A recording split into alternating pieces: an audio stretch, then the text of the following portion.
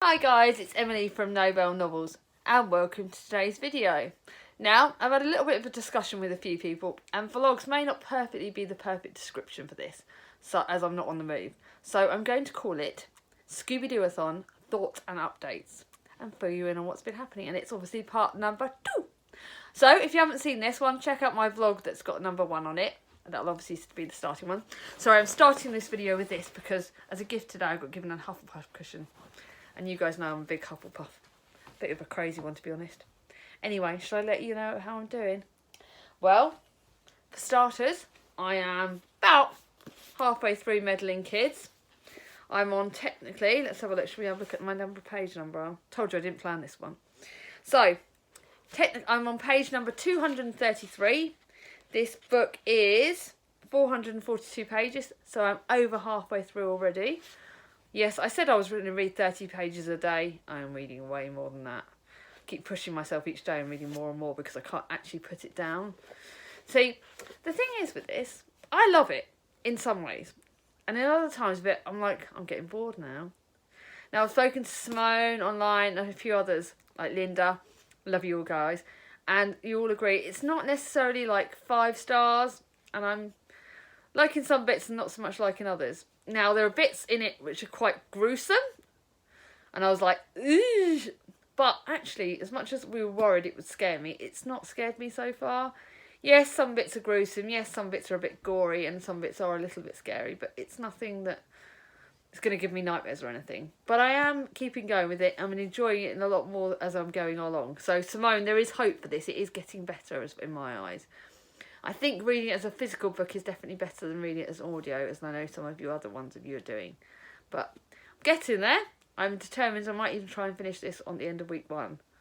I might try and push the boundaries and see how I do on this readathon. But yeah, I'm enjoying Meddling Kids more than I thought I was going to enjoy it. And certainly it's not as scary as I thought. So there is hope for those of you that don't like scary ones. The second book that I finished, obviously, in the readathon, and the one I finished yesterday is 14 Stars. Now, I know me and Clint said we would buddy read it, but at the end of the first video, I found out he'd already finished it.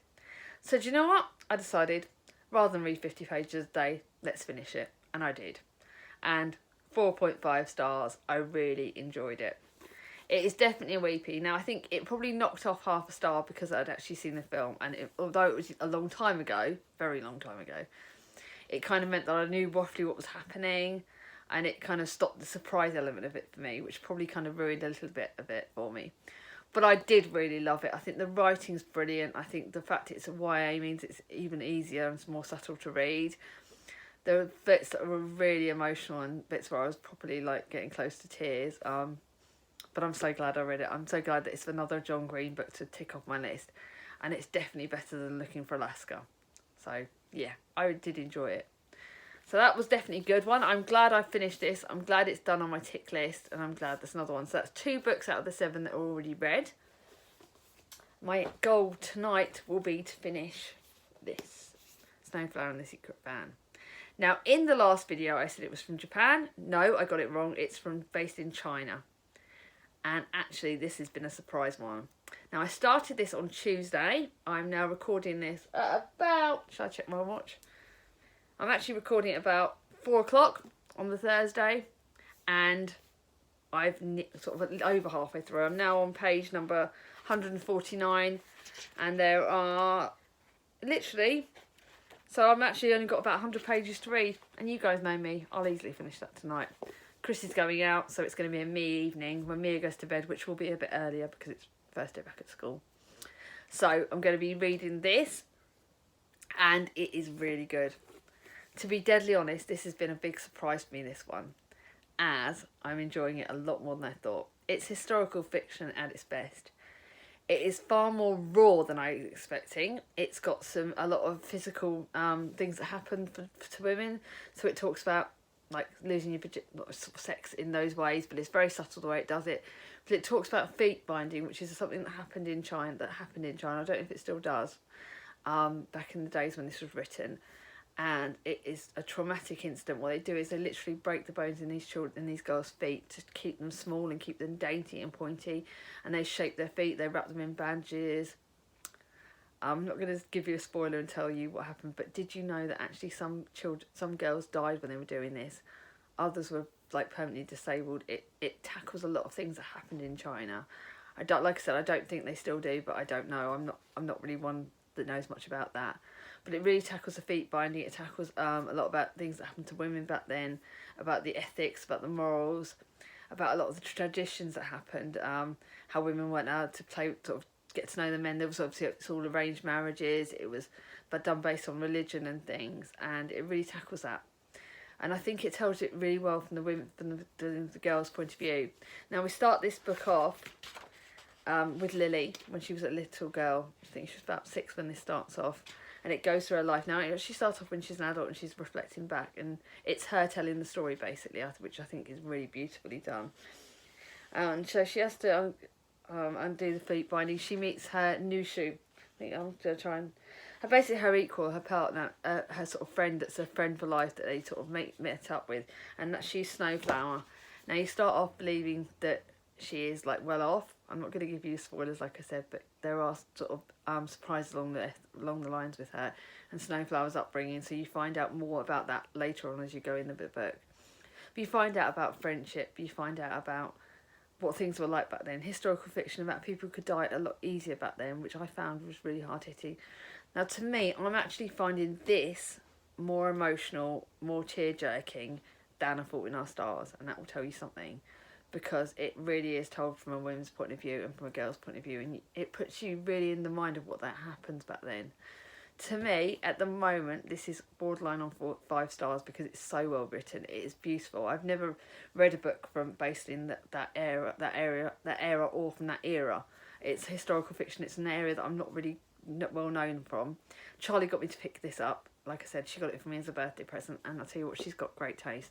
I'm definitely going to be looking for more of Lisa C's book. I'm definitely going to be looking for more books on China. And this is beautifully, when I say, and this was done on for the prompt of Velma, the female protagonist, and it really is, because it's showing you about females at their best, and it's showing about the strength that we all have. And I'm not saying that men don't, but it really is telling that point of view. And she would be someone that I would say, Lily is a great protagonist. The things that she is doing in this book is amazing, and I really am properly loving it. I'm so surprised, because at the start it was like, gosh, these are really, like I said, really hard-hitting issues in this.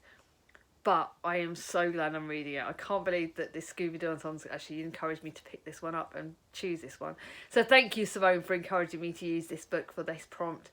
It's beautiful, it's amazing, and it's perfect. And I will let you know, obviously, on the next video how I'm doing on it, because it will obviously be finished by then. The next video will be going up Saturday. I'm not entirely sure what time. I think I'll probably keep it going at 6:30. But this book's going up on Saturday. Probably Saturday's video will get dive bombed by a child at least.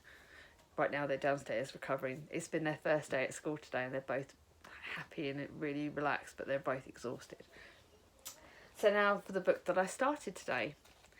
This book, Stargazing at Noon, this book's the Shaggy prompt for a book from your best friend genre. Now, a lot of you know Charlie from Charlie Brooke, my beautiful, beautiful sister. I will link her channel down below.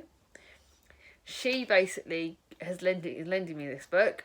She knows that I like poetry. Actually, it was me that sort of got into it when we were growing up. I used to write poetry, believe it or not. There you go, a little bit of something to know that you guys have not found out about from me. So Charlie raves about poetry a lot. She's got a lot of poetry authors that she knows. She's got more poetry books than I could lay my fingers on. She's so good at it. So this was obviously going to be an obvious one for my best friend's favourite genre. Although Charlie does like magical realism, but I think she talks about poetry a lot, and I wanted to read this. This is a very short book. It's probably only just over 200 pages, just over 100 pages long, but 125 pages. It's a poetry book. It's Stargazing at Noon. It's beautiful. I'll tell you, I'm going to actually tell you one of the poems, because I don't normally do things like this, but there is one of the poems that's right at the start of the book. I've only read probably about 2 or 3 poems so far, because it's a really busy day. But this is the first poem that's in it, and it says, "You are not lost, you are in transit, and the riptides you fear will take your life, and the currents are carrying you into mine." How beautiful is that? And the writing about it, God, it's beautiful. You can see the writing, that's absolutely gorgeous.